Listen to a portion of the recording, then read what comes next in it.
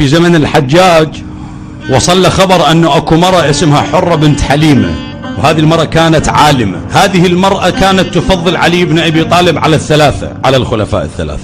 الحجاج استشاط غيظ لأنه هاي المرأة كانت تنشر فضائل علي بن أبي طالب، فسأل بطلبها في محضر مجموعة من العلماء.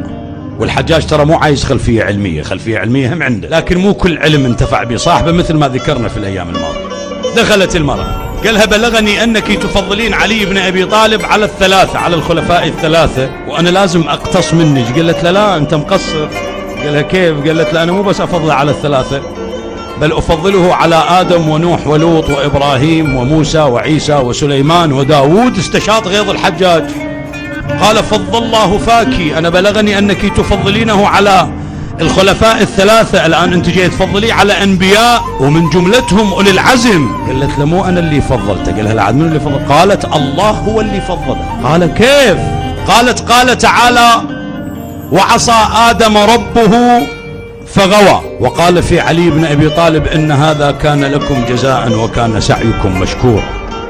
قال تعالى في نوح ولوط وضرب الله مثلا للذين كفروا امرأة نوح وامرأة لوط كانتا تحت عبدين من عبادنا صالحين فخانتاهما. وعلي بن أبي طالب زوجته الزهراء فاطمة من يرضى الله لرضاها ويغضب لغضبها. إما تفضيله على إبراهيم قال رب أرني كيف تحيي الموتى، قال أولم تؤمن؟ قال بلى ولكن ليطمئن. وعلي بن أبي طالب وهو القائل لو ترك لي الخطأ لما ازددت يقينا، أنا يقيني بربي ما ازدعزع. وإما تفضيله على موسى قال في موسى قال تعالى وخرج منها خائفا يترقب. حلوة الحجة القرآنية.